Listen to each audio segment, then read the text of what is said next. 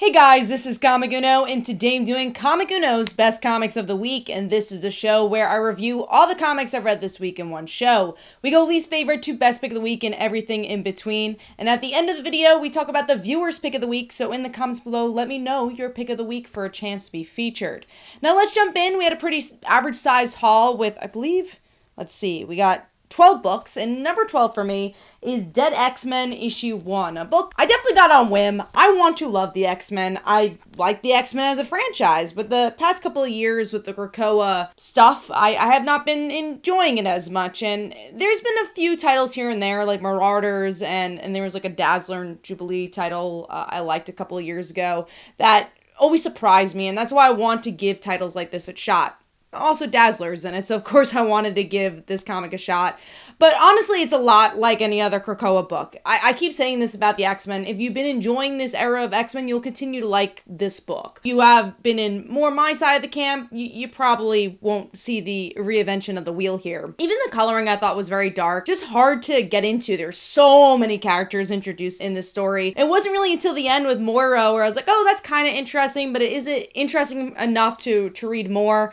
Not for me. You know, obviously there's a lot of books out there, so I'm like, all right, that was okay, but not enough of a grab. So giving that 2 stars, and that is number 12. Moving on to number 11, you're going to see a pattern, and this normally doesn't happen, but there's a lot of Marvel books in the bottom this week, and there wasn't actually a lot of big 2 books in general. There were a lot more indie books this week, but yeah, number 11 was Avengers Twilight, issue 2. I know a lot of people have been enjoying this book. It's not for me. I'm not a big Captain America fan. This is a very big Captain America story. There's elements I enjoy, like, I mean, seeing Kamala was a nice surprise. I didn't know she was going to show up here. And she's a character we haven't really seen future versions of her very often, because she's a relatively newer character. So I like seeing her, but I'm just not invested in this story. I'm not invested in the world. There's so many Elseworld stories going on at this point. It's honestly a little exhausting to invest in a whole nother one that doesn't feel to be doing anything that different to really, grasp your teeth and hold on to this. So giving that 2.5 stars, it's just not for me. Also a little darker on the art, which, makes sense for a book called Twilight, but just doesn't work for me. Moving on to number 10, I'm surprised to see this so low, but it's more of an arc thing than a book thing, and that is The Incredible Hulk issue 8, and that's literally all my Marvel books, so that's my last Marvel book for the haul. I just feel like it was one issue too long for the arc, the Ghost Rider arc, which has been okay. I think there's been elements I've honestly really enjoyed. I like seeing the internal monologue between Hulk and Bruce. We get to see a little bit more of Charlie's past, but this issue in particular was maybe a little bit too much in Bruce's head and not a lot of progression. And it really tries to tie things together with Ghost Rider, which I'm not as invested in. And like I said, it just felt like an issue too long. I'm like, all right, let's kind of get to the next adventure and see where these characters are going. But the art was good. It's mostly an action issue. So giving that 2.5 stars and ready for that next arc.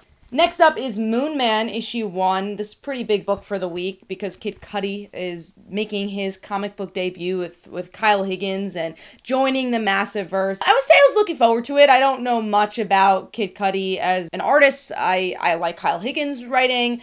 I think there's some really enjoyable Radiant Black books out there or Massiveverse books out there. So I had my eyes wide open for this one. And I had a good time with it. I don't know if I was blown away by the story. I think that was the reason why this is a little lower. There wasn't anything for me in particular where I was like, wow, that story beat really got me into wanting to read more. There's not even a lot of superhero-ness of it all because there is a lot of mystery behind this Moon Man character. So I kind of wish they leaned one way or the other there because there was just enough of, okay, the origins of this character and how he got there and the more slice of life aspect, which anytime there was a slice of life aspect, I enjoyed it a bit more. I like that side of superhero stories a bit more. I like the art. I feel like it felt very artsy, it felt like there's a lot of great abstractness to it, so I enjoyed that element, and I think it gave me just enough to read issue 2, because I liked the character and the tone, but I don't know if I, again, had that hook I was looking for an issue 1 and a new superhero, because there's so many superheroes out there. So giving that 3 stars, and that is number 9. Moving on to number 8. This is going to be lower on my list than I'm sure other people's lists, but It's Duke issue 2. I don't know anything about G.I. Joe. I keep saying this, but I also don't know anything about Transformers. But I've been loving Transformers. And I definitely have that precedent for Duke as well, where I'm like, okay, well, if Transformers can make me a fan of a franchise I didn't grow up with, why is Cobra Commander and Duke not doing the same thing? And this issue in particular felt that way. There's a lot of characters that show up that you're like, okay, I'm sure they're important for people who like this franchise, but as someone who doesn't know them, I felt like kind of an outsider reading it. Other than the action, I didn't really get much from it. Like the cliffhanger didn't do much for me. I just kind of wish this was more new reader friendly and more exciting to new readers. And it's interesting because Lilo and Stitch came out this week too, a book that I think a lot of people have seen Lilo and Stitch. I think a lot more people, a lot more generations have seen Lilo and Stitch than maybe G.I. Joe. And that book took the time to explain what Lilo and Stitch was about compared to what G.I. Joe is doing. So, I'm a little torn on it. I do want to give it one more issue to kind of see it through, but I do wish it was just catered in a different way. So giving that 3 stars, and that's number 8. Moving on to number 7, which is Batman and Robin Annual 2024. I like this book. Annuals are tough because I actually want to see the price for this. This is $7. For a $7 book, and I did get the cover B, so I'm guessing it's like $6 if you get the cover A. But you gotta kind of wow you. The Ghost Machine I think is a great example of like, yeah, I'd spend $7 on that. There's a lot of meat in there. And this it's just your plain old father and son camping trip, and of course it's a superhero book, so you get some superhero adventure in it. Batman feels a little out of character for me. I think that's something I've been really struggling with Batman and Robin in general, where he just kind of feels too nice, and there's part of me is like, oh, I kind of like seeing nice Batman, but then there's another part of me is like, would Bruce do this? And the same thing happens here. He's like, oh, he's taking his son on a camping trip. More worried about the camping trip than the mystery. And Damien's, worried about the mystery. So, I just feel like it's more of the same, which is not a bad thing. But I like other elements of Batman and Robin more than the Batman and Robin story. I enjoy seeing Damien as a kid and just learning more about himself. And that was a lot in the Robin series as well. Another reason this is a little lower, I'm not a huge Howard Porter fan. I've never really been into his style of artwork, so that's also more of a personal preference. But overall, gave it 3 stars. If you have some room on your pull list, it's not a bad story by any means, but I also just don't think it adds anything as well if you're trying to cut some corners for the week. All right, moving on to number 6. And that's Alan Scott Green Lantern issue 4. This is also another book I'm kind of on the fence with because I love the art. I think the art is so clean. And I love obviously seeing a queer character and seeing the lead of a queer character and even that queer romance being the center of it. But then there's other elements what they're just so sad about this book, where we get to see Alan's ex be the villain of this story, and there's just no glimmer of hope for him, but not in a way that's like Peter Parker-esque. It's just like almost just pressing, and I'm like, oh man, I kind of want to see some shining moments for Alan Scott, and just because we also don't have a lot of queer superheroes out there, it'd be nice to not have that weighty story and that's it. Like, obviously I'm not saying that queer characters can't have weighty stories, but I just feel like there could be a little levity in this book. But yeah, I like the art. I like in this issue we get to see a little bit more of Red Lantern, learn more about him as a character. And I do think this is a little stronger than those previous issues we've been getting, but I just want a little bit more from this series. So giving that 3 stars, and that is number 6. Moving on to number 5, I think this one picked up a little bit, and that is Local Man issue 9. I've been struggling with the past couple issues with Local Man. I love the beginning of it, and then I feel like it lost its way, and maybe it's finding its way again, where we get to see childhood friend of our main character who's a villain. We get to see exactly how she's a villain, and the things that she does to our main character, like maybe kill his dad. So we get to at least see some more movement in the plot, and more secrets are revealed where the childhood friend's husband finds out they've been cheating with each other, the main character, and his wife, so you're like, all right, at least that's moving a little bit more. So I like this issue more than previous issues, but I don't know if it's gotten me back to love the series. So we'll see as issues go on, but overall giving that 3.5 stars, and that is number 5. Moving on to number 4, I referenced this book already. It's Lilo and Stitch, issue 1. Honestly, I thought it was a really solid book. I like Lilo and Stitch. I was very excited, Greg Pak in general, to be writing this, because I'm like, oh man, such a superstar writer writing, a Disney all-ages book. Let's see what that's going to be about. And I think he did a really good job at setting the tone of what you liked about Lilo and Stitch from the movie, and just trying to do something a little different than the television show. I was almost expecting like lost episodes of the television show, but no, they do a good job if you're a fan of the movie and just want to see where that would continue without going into the other experiment idea that the show did. I had a good time with it. I like the voice, I like the tone. If you like the movie, you're gonna enjoy this book. Also, the artwork fits, very familiar to the animation of the movie. So giving this 3.5 stars gave me enough to want to read issue 2, and that is number 4. Moving on to number 3, and that is Titans Beast World issue 6. So this is the title of the book. Was it satisfying?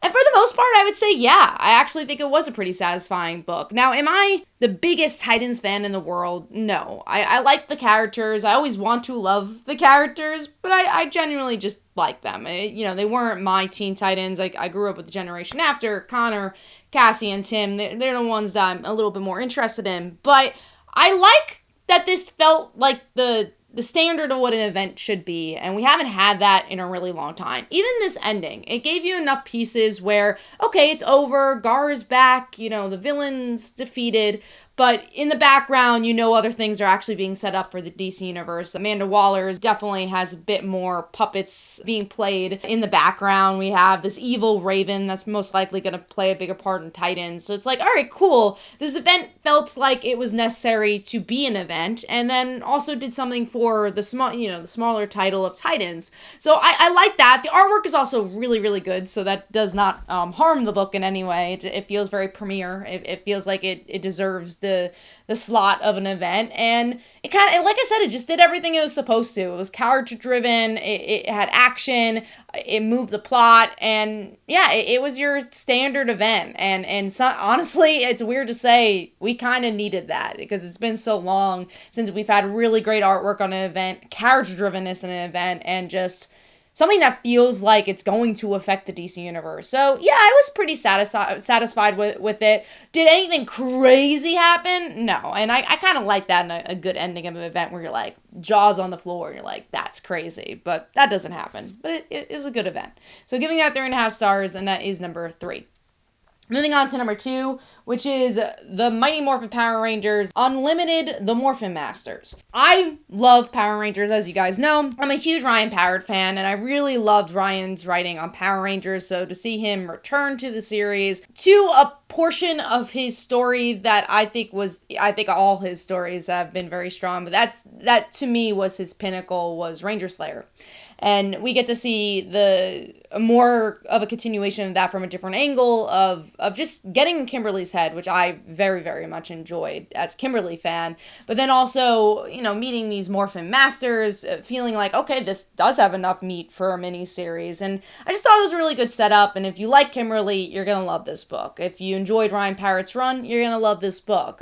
Is it new reader friendly? No. You should read the rest of other Power Rangers stuff. But I love it as a Power Rangers fan. And I think it did everything I wanted to do with really, really great artwork as well.